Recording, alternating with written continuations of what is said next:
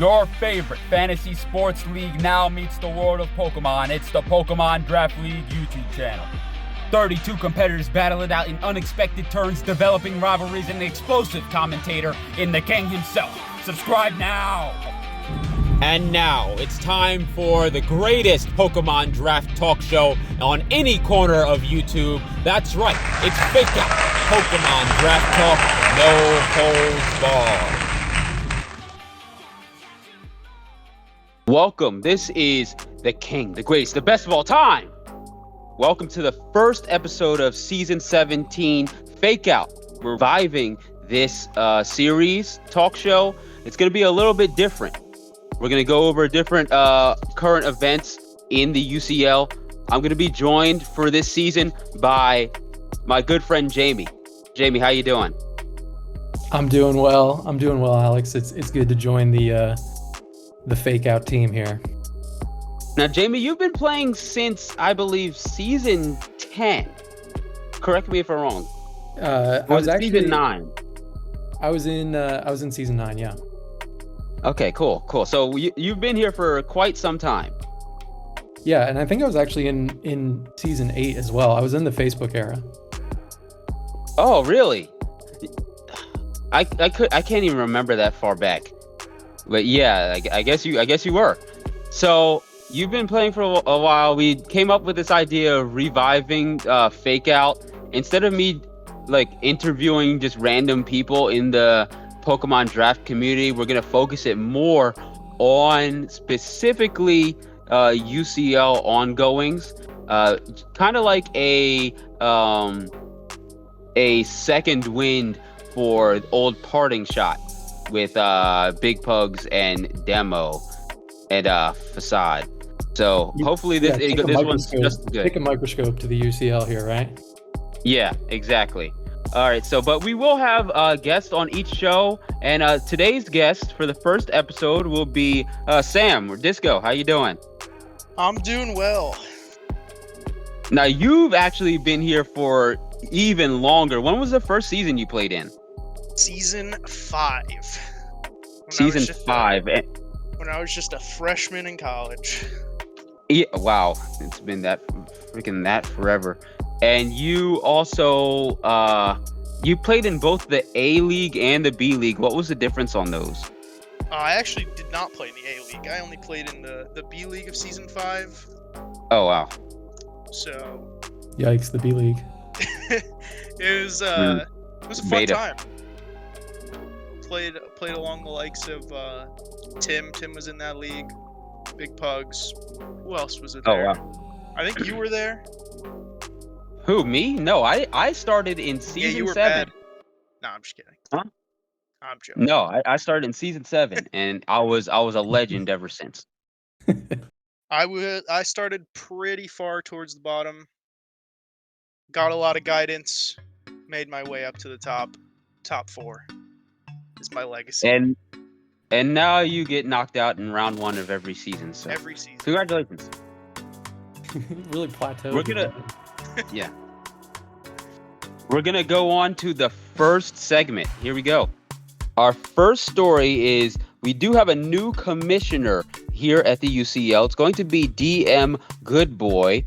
DM Goodboy, or Cody, has been in the league since Season 13. He played in Season 13 for the majority of the season, taking over for another ex-commissioner in Big Pugs. Did not play Season 14 or 15. He was off playing in other leagues or just being around the UCL. Came back in Season 16. He's also ran another league. A lot of the UCL members came in as mentors and now he's going to be the commissioner for 17. How are you guys feeling about Cody being the new commissioner?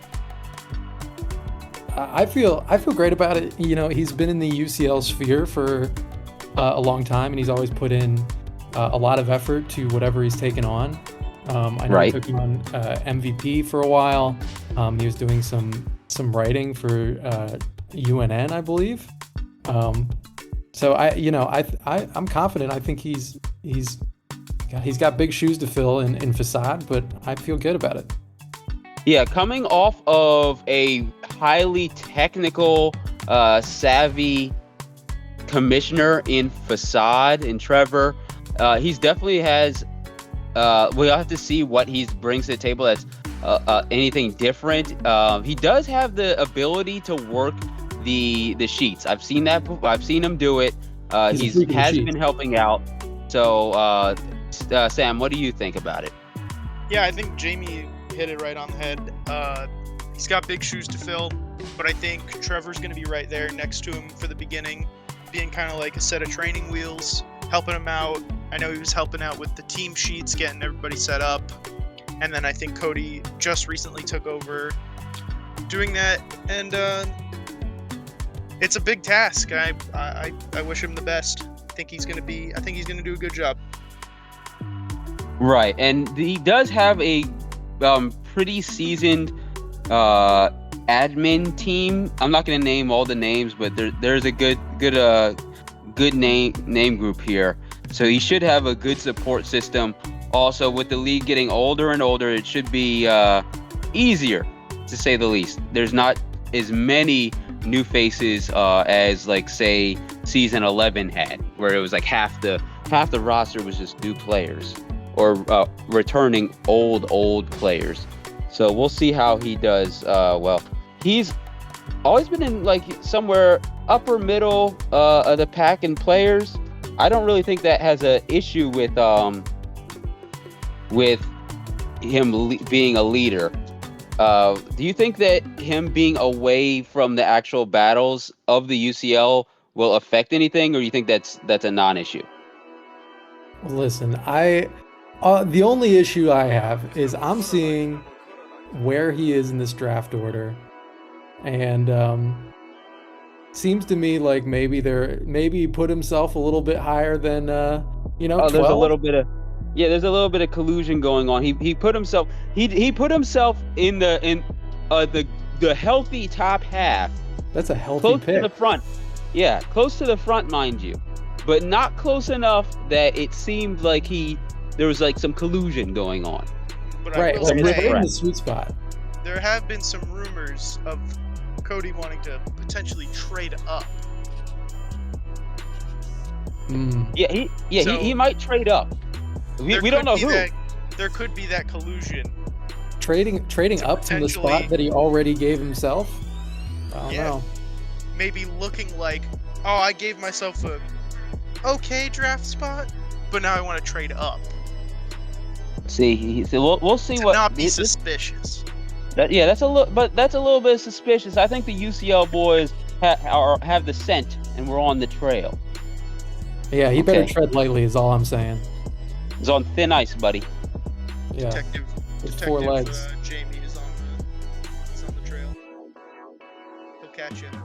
Our next segment takes us to a new change in the UCL's rule book, where now we have terrestrialization being legal. Terrestrialization being the changing of your Pokemon's type to monotyping of your choice. It can be it's completely free, whichever one you want to do. Sam, why don't you tell us a little bit more about it and how you feel about it? Sure. So terrestrialization, brand new mechanic introduced in Generation 9, was not legal in Season 16 because we feared it may be too strong, but now we're just kind of going off the rails in Season 17. Everything is free, you can do whatever you want. Terra, you go into your team builder, you can select a Terra type for every single mon on your team. It can be the same type, different type, whatever you want, and it gives you offensive or defensive boosts depending on what type you choose. So in Porygon Z, for example, with adaptability, he can Terra normal into himself. You gain more offensive potential. You don't gain any defensive boosts because you change into that typing, so you just stay the same. But on a Pokemon like Dragonite, where you have a 4x weakness to Ice, you could Terra into normal again, lose that 4x weakness, but now gain offensive potential in Stab, extreme speeds. But also, on the offensive side, you also keep your stabs that you previously had. They're just not boosted. How do you feel about us going to Terra being legal? Because I was really against it starting off, but now I'm ready for it. I've come to peace with it. I'm actually looking forward to seeing what the UCL comes up with. It's scary. It's gonna change a lot about the league. A lot more top players are gonna lose to it, and a lot of people are gonna snag some wins with it. You're gonna see a lot of variation. I will say that I don't like change, and this is one of them. If I could have it my way, we'd be back with Mega Stones in the Stone Age. I'd have Mega Apple, and I'd be happy. And this terrestrialization, I'll say it. I'm not about it. I might just not Terra all season in protest. In protest. Yeah. They enjoy keep relegation. Yeah, they got to come up with new rule sets to stop the bulky boys. Like I just crazy. Yeah. After the cabal, we still have to deal with this. It's unbelievable. They'll stop at nothing. The committee, the cabal, the script, everything. So you're feeling okay about it though, Alex. I was terrified that we go into Dynamaxing in the previous generation. Oh, God, no. We never did, which is great. I'm so glad we never did. I've played enough on the console and enough just on Showdown. You couldn't Dynamax. They banned Dynamax in National Decks in Gen 8, but now Terra is still legal in Gen 9 Nat decks, which makes like the format that I usually play in, I have to be used to it. I just use it all the time. So I'm not too scared of it. Did feel a little bit stale last season with no Megas, no Z Crystals, no nothing. No Yeah, very Terrasplot. bare bones season 16 was. Very bare bones. Yeah. Yeah, we're gonna get into this later, but the beginning of season 16 was a bit rough. There were no ways to really power up your Pokemon, so a lot of defensive strategies, I'll just say, came out in the first few weeks. Right, exactly. So Terra should go ahead. change that. Yeah, we'll definitely see a big mix-up. Definitely a lot of ideas that have been floating around the UCL will be broken down, and we'll get into that one a little bit later. Moving on to another like subcategory, we're talking about Terra changing the format and everything. So what are you trying to draft? What are we getting into coming into the first round, the first couple rounds? Let's start off with Jamie this time. Where are you at right now in this draft, and where would you want to be? What's your preferred pick? I'd say, listen, I like right now my current pick is 21. I prefer a wheel pick. Out of 32. Yeah, out of 32, I prefer a wheel pick, which is either on the front end or the back end. Right. I think if you're the 32nd pick, you go through the whole draft order before you, but then you're going to get 2 picks right back to back, and you're going to get a little more synergy than someone that's stuck in the middle, and sort of the same thing on the front end when it comes back to you. So those are my preferred picks. I've previously been close to last pick most of the time, and I've enjoyed that. 21 is sort of just outside where I want to be, but I can live with it. Disco? I am pick 6 out of 32 this season, and it's good being at the top sometimes.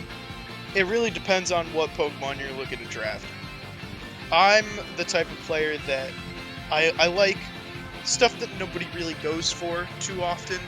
So pick 6 for me is actually not that good of a spot. I prefer to more be in the middle, where I get consistent picks every round. All right, so I think we all have diverging opinions here. Jamie, you want a wheel pick? You want to be like, you're okay with being at the end or the beginning. You just want to get the back-to-back, but it sounds like you want to be closer to the end where you can get a good synergy in the first two picks. And then Sam, you like being in the middle. Me, I want pick one. I want to get the strongest thing possible on the board every single time. Right now, I'm 4 out of 32, so I'm in a good position. And I'm liking this pick. I'm liking the way it's looking. I can get basically anything I want. With the three people in front of me, they might get what I want, but we'll see. Have you ever been pick number one before? The closest I've been in season 10, I was pick 2. No, season 9, I was pick 2.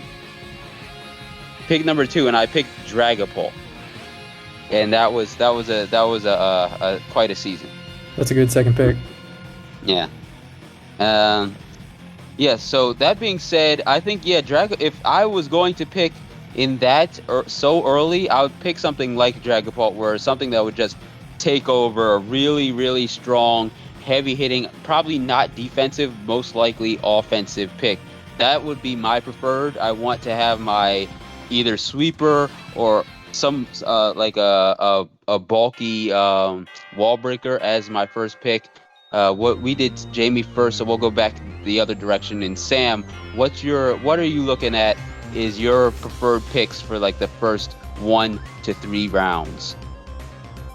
Definitely some type of core. You wanna pick up some good core mons, or if you're like Jamie and you're picking in the wheel spot, you might just pick best available.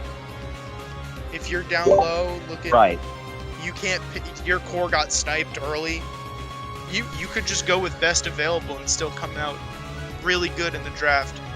And sometimes you got to do that. It being in the bottom pick, there's definitely ways to skin this cat. You can definitely get a really, really strong 2-piece at that 32nd pick, at the 31st pick, all the way like from 26 back. You can definitely get a good 2 core going on there.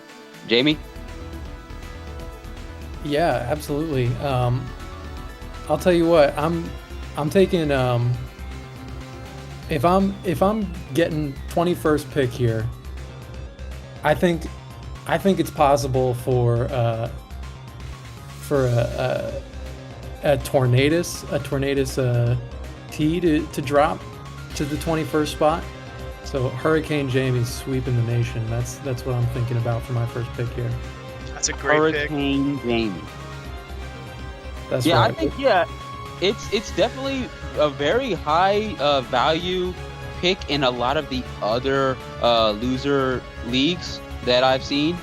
The smelly, dirty human leagues. It's definitely really high pick there. Usually like 19 in the 19 pointers. Out of like the highest pick would be like 20 points. It would be in the next tier down in the 19-point Pokemon. There's only like 3 of them. Usually like a Mega Diancie, Mega Gallade would be in there. Dragapult somewhere up there. And Tornadus, Therian, Therain, whatever. He'd be in there too. So yeah, getting that so low in the 21st pick, we'll definitely see what happens there.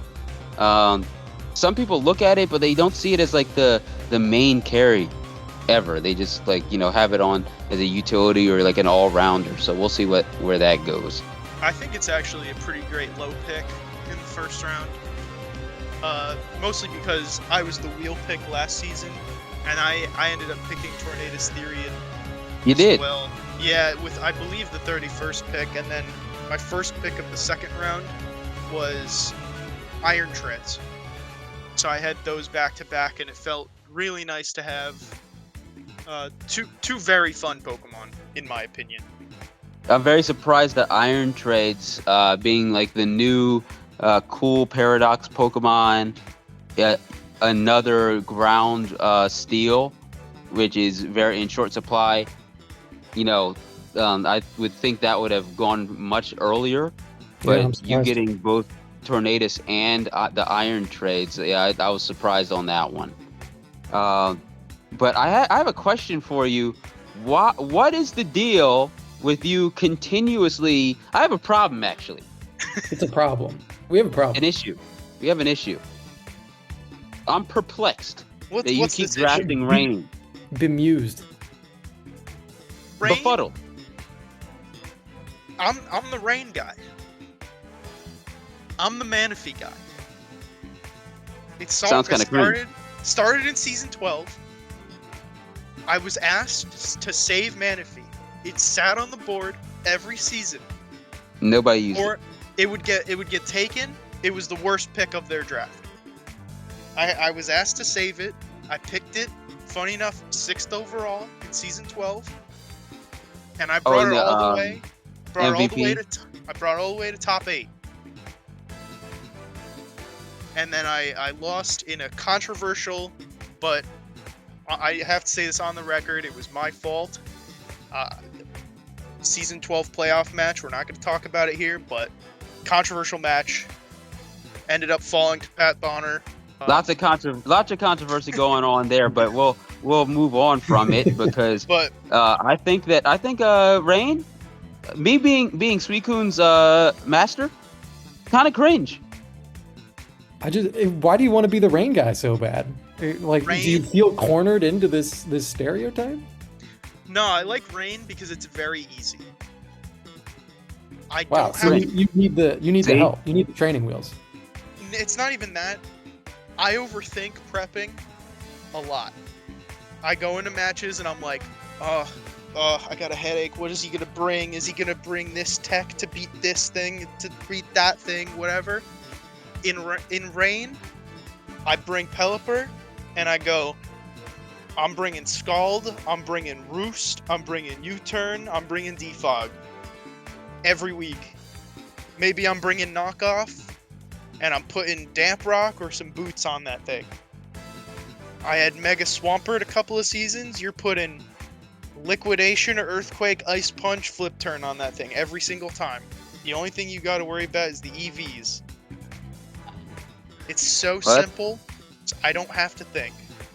That's kind of crazy that you have all these training wheels and all these flotation devices just to lose to the king. That's kind of crazy, but you do you. Just to lose in round 1 every season. That's crazy. Just have a losing record to me as well. Yeah. You'd never see me defeated early. Can we get a fact check on that? No, that's unnecessary. I think we're actually tied. I think we're 7-7 at the moment. We don't do facts. No. No. Not on this show. No facts. No facts? No fact checking. We don't do that. Hard-hitting We use our opinions. will and our aura. Okay, Well, so I want it on the record that I don't think Jamie is beating me at the moment. Okay. Well, I'm just saying that Rain is cringe. So now on to our next segment. We do have the terrestrialization coming in this season, being legal. It's going to change a lot of things. One thing Pokemon that's been on everybody's radar is Annihilate.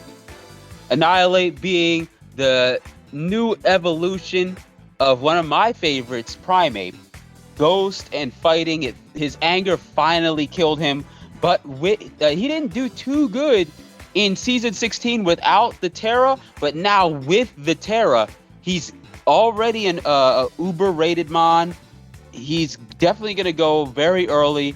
We already have a bit of a fiasco going on where a number 5, I already said I wasn't going to pick it. I'm going to let somebody else take it. Number 5 in Eric Onpori has said that he's going to take it, and some members don't like it. They're not liking it right now. What are you guys thinking about Annihilate in this season? Let's just start with its effectiveness. We'll talk about how strong it is. So Sam, why don't you go ahead first this time? So let's talk about how strong this Pokemon is right now. Annihilate, very strong Pokemon. Fighting Ghost, 2 great stabs, 115 base attack. It's got very good defensive stats. I think it's like 80s in both defenses. HP is high. It's got access to Rage Fist, which I don't believe is banned. So Nope, Rage Fist is not banned. I'm looking at the sheet right now. Rage Fist is not banned. Rage So Fist, you can do whatever you want close with combat, Annihilate. great stabs for its typing. And you can do different. You can do the bulk upset. You can go choice band or choice scarfed.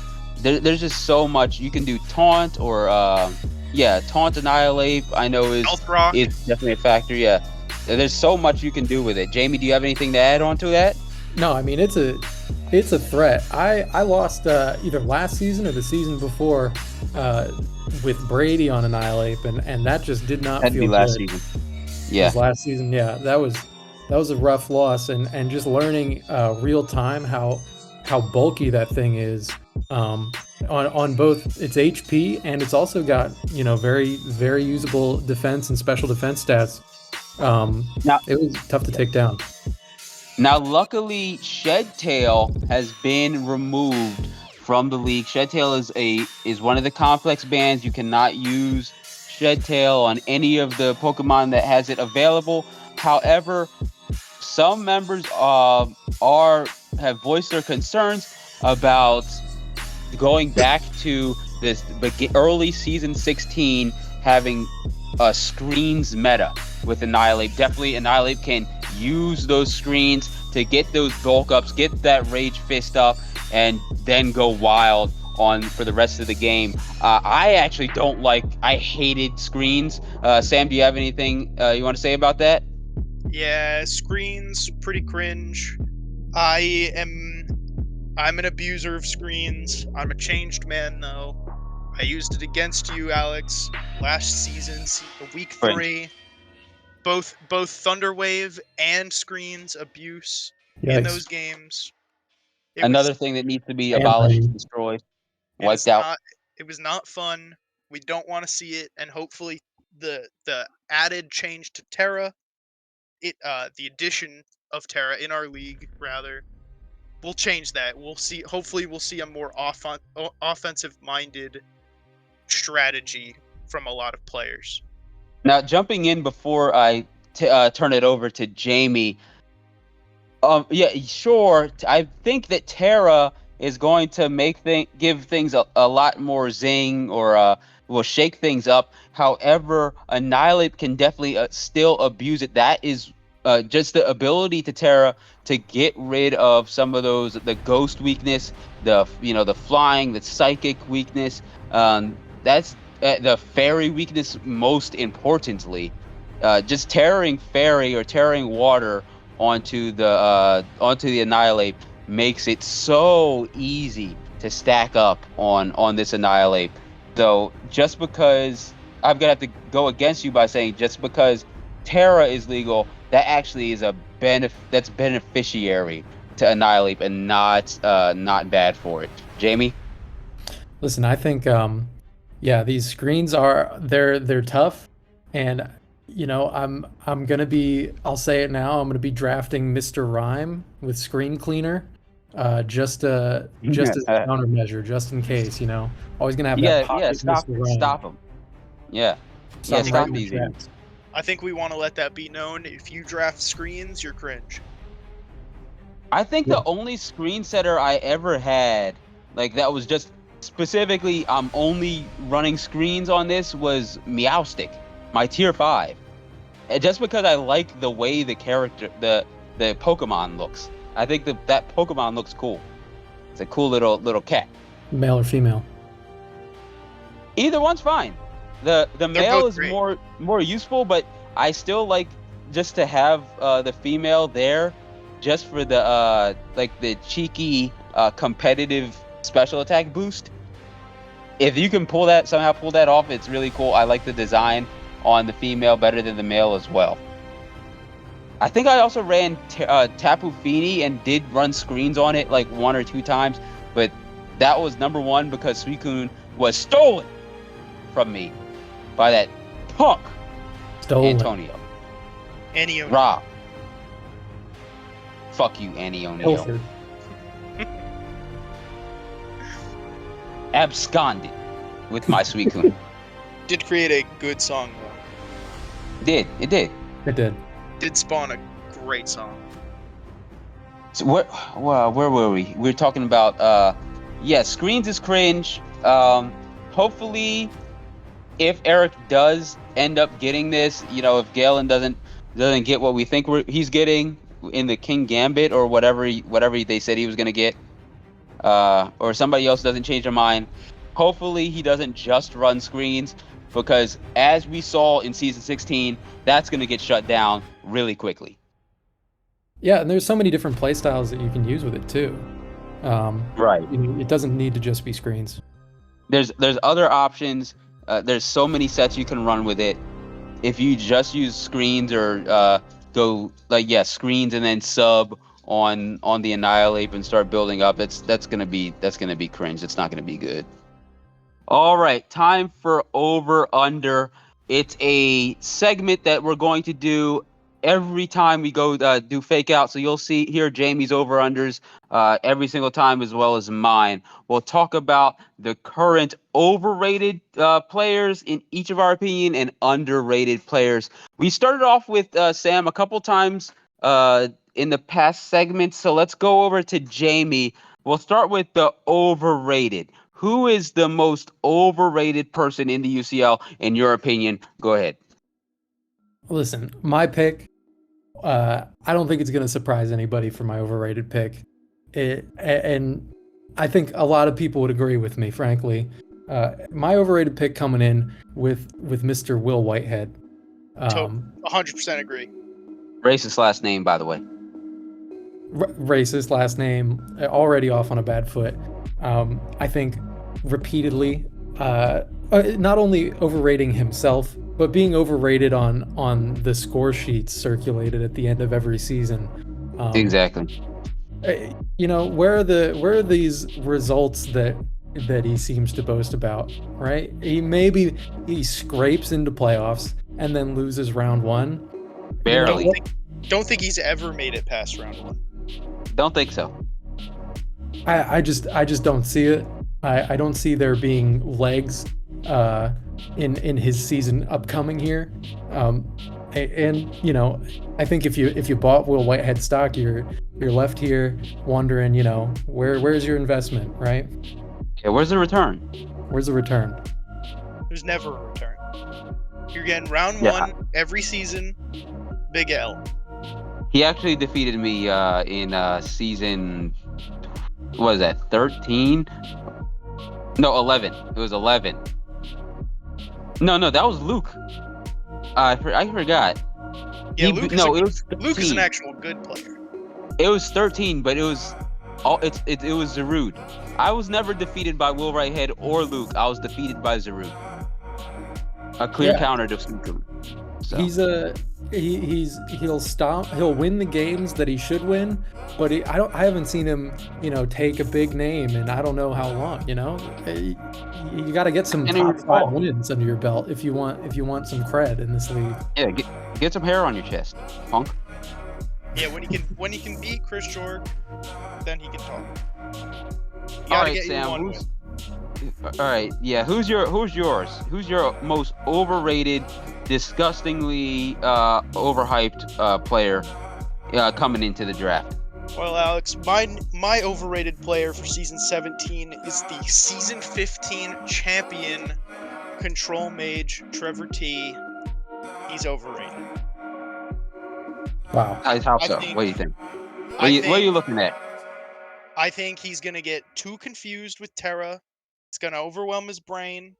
He's gonna have 15 mid-season freakouts, change his team, and then he's gonna choke. Maybe round 2. I didn't even think about that. His over prepping might be the problem here. He's not gonna know what Terra type to play. He's gonna get cheesed out by a lot of other people's Terras. It's gonna take 22 tabs open and 4 spreadsheets, all calcing. His defensive mons that he drafts every season will not stand up to the offensive potential that Terra has. And he'll just be out of luck. He won't know what to do. So he'll change his team. He's gonna DQ every game because he won't make a move because he takes too long. You hit the timer on timer, yeah. Jeez. Yeah, I didn't think about it that way, where like the people that will like focus so much on the prep work might have an issue with the unpredictability of Terra in the league. For me though, I have a overrated player that I just know is trash, and like everybody just thinks he's so good. It's the 8-time champion Chris George. This man is ass. Wow. This dude is fucking ass.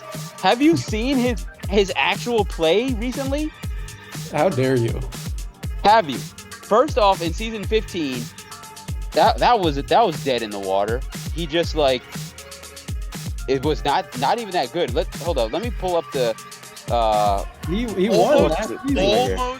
Almost did not make playoffs in season 15. Almost didn't make playoffs. Disgusting. Am I in here with two Chris George haters?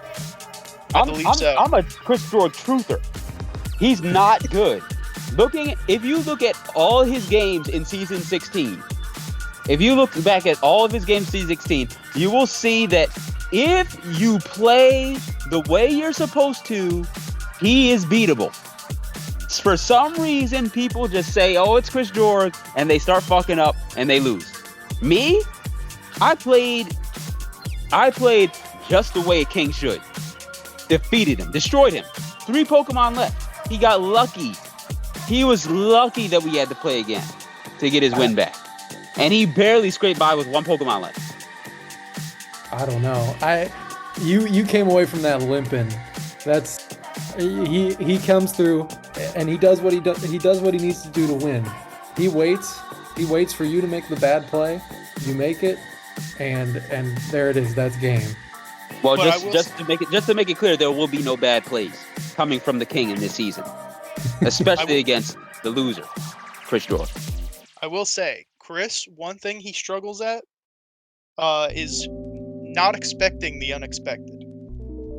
You surprise him with something that he never seen before, he will make a bad play. I've seen it. I've done it to him. I brought out Thievul in season 12, I think. Season 12, Thievul, he had no idea what to do until I choked the last turn of the game. He would have been dead. I think that had to be season 11 because he didn't play in 12. It had to be 11. Right. My bad. Yeah. But still, he doesn't know what to do. You surprise him, one little Terra. Ooh, Terra Fairy out of nowhere. You hit him with like Play Rough on a random mon. He's going down. See, I have to disagree with you. I think that if you play standard and play the correct move, you will easily beat him. That's all he plays is standard, and like, dude, just play that game, and this dude is fucking ass. The issue is people try to do something fancy, and then he gets the upper hand because it's suboptimal. If it ain't broke, fix it. Standard has been working for him for years. His reads are ass. You just play correctly. Play correctly. He's gonna think you're gonna do something crazy, and then he'll lose. He's bad. I'm surprised he won so many times, to be honest with you. Wow. King 2-0 final. If it comes down to Chris Alex final. I would take this. Let's say that. 2-0. I'm looking forward to seeing the finals. So let that be known. All right, so now let's just move on, because I could say 100 things, but what really matters is how I play in that week, and it's going to be devastating for Chris George's balding mental. So let's move on to the underrated, the under part of over-under. Let's go back to Jamie. Who do you think is currently going into draft the most underrated player? All right. Well, I think I'm always partial to this player, and he's been on my mind ever since I introduced him to the league. That's Will Toms. Mr. Bisquick Will 94. Toms. That's right. My favorite Twitch streamer of all time. Will Toms. I think Wow. that he's been slowly on the climb for the last several seasons ever since he joined. He's shown some real interest on the climb.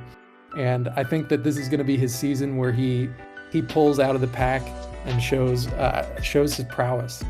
He needs to climb out of bottom 25%. What are you talking about? Not even touching left side. What are you talking about? Will Toms. Go ahead. He has made playoffs 2 of the last 3 seasons, I believe. What? He's made playoffs? He's a threat in playoffs too. He's icy. 2 of the last 3 he made playoffs. We're doomed. This is a for fun league now. I can't believe it. Will Toms. The content king. He's coming for that one spot. I'm telling you. This is going to be his season. Content king. Wow. I will say Will Toms, greatest early season player of UCL history. All time. Yeah, he does have unrivaled early season. Unstoppable the first 4 weeks of every season. He goes like 4-0 every season. And those are the only 4 wins he ever gets. And then he drops like 7. Then he gets it figured out now, and then he makes playoffs. And I don't know. I'm a hater. I think he's gonna lose less games, and I think I'm on the Will Toms train. Yeah. I don't think so. I'm gonna have to let that one go. I'm gonna hit the old dusty trail. So let's go ahead with Sam. Who's your if not Will Toms, then who? I will say I gotta give an honorable mention to your co-host, Jamie. He's on the come up. He's been the gatekeeper. He's been 17th seed. This is it. He breaks through. That means a lot, Sam. Coming from my rival, it means a lot. I think you're properly rated most of the time, but I think this is it. I think you break through. I'm buying in on the Jamie stock. You know what? I'm mad again. He's the gatekeeper. You're gonna have that arc in the league where you go evil form. You're gonna lose a couple of games. You'll go back to dark normal. form. Yeah. And then, but you'll make playoffs. 16th seed. You got it. Yeah, it's my job to knock you out. My real pick.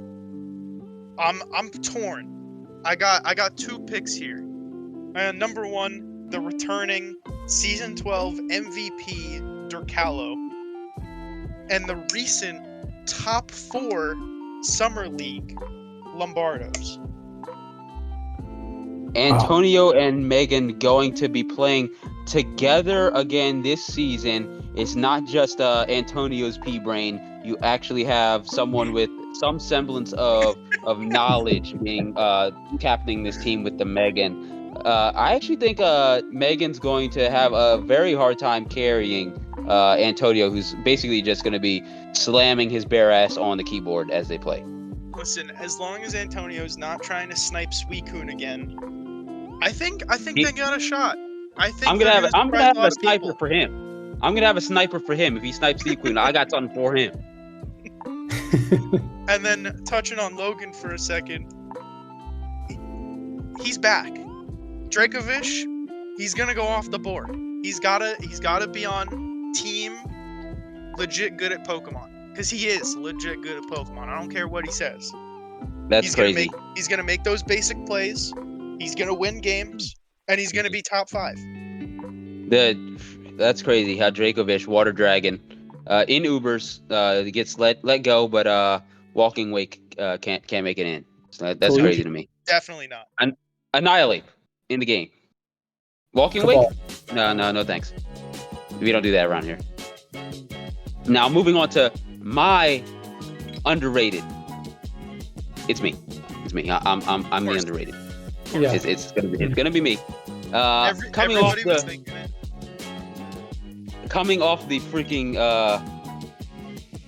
just the tragedy of season 16 being sniped at the beginning, going on a lose streak, then finding some hope, going on an amazing run, defeating Chris Jordan. No one else could do in a decisive fashion. He didn't stand a chance. To finally having the unfortunate end of barely just this by the skin of the 16th place's teeth, getting knocked out at the very end by a quite hateful, maybe even cheating, maybe even a member of the cabal at that point, Chris Jordan again, being taken out of relegation. I think that I had a very terrible start to the season. I now have a plan. Better performance, better training, better drafting, better Pokemon, better everything. Superior even. Superior grind. Alex, I'm looking at the differentials for season 16, and I see minus 18. Is that correct? Oof. You lose a lot of Pokemon to get to negative 18, huh? So what's happening there is there had to be sacrifices that had to be made to get back to playoffs contention. So on the games where I lost hard, but on the games that I won, I got it done.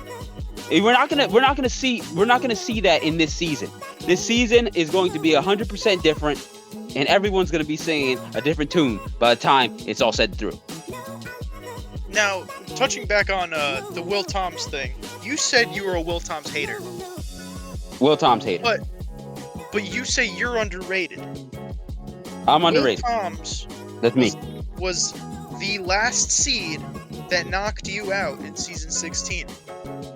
What?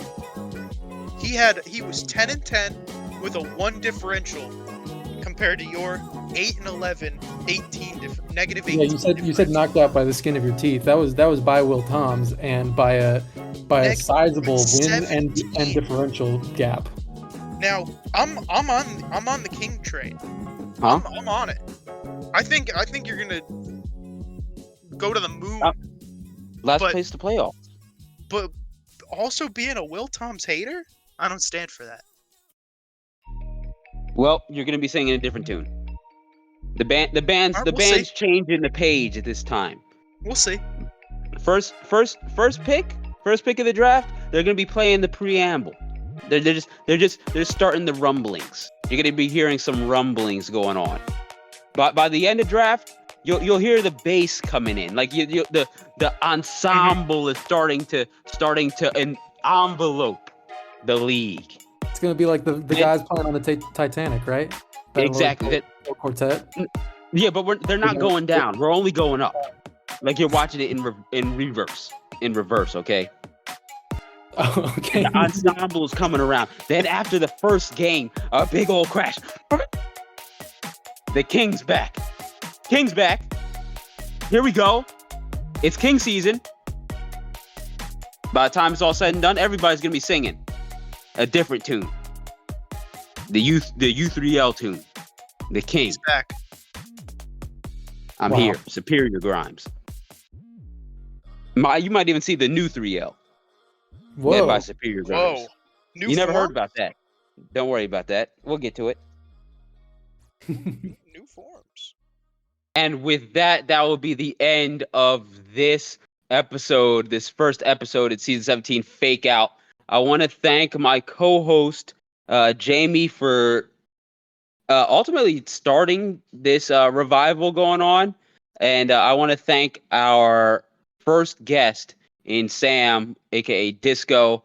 Sam, I'll give you the chance since we won't be seeing you for the foreseeable future on this show.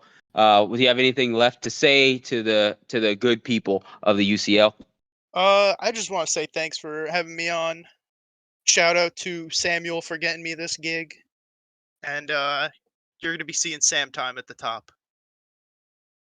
Jamie, again, thank you for starting this all over again. What are we looking at? What's coming up for us? Listen, nothing but great content ahead. I think we got great interviews, hard-hitting journalism. Just nothing but blue skies ahead for the UCL for Fake Out. Also, want to thank behind the scenes Peter Finkley for helping put this together. Peter Finkley, you can read his articles in the UNN newsroom. That's UCL News Network. They do very good things over there. Just continue to read his articles in the written format, and we'll handle the video section. I am the king, the greatest, the best of all time. And you'll see us again. Maybe we'll do another fake out before the first episode of this season's video series, or maybe we might just jump into the video series. We'll see how that goes. We'll see who comes up on the next episode of Fake Out. Either way, let's all say goodbye. See you guys. We're out.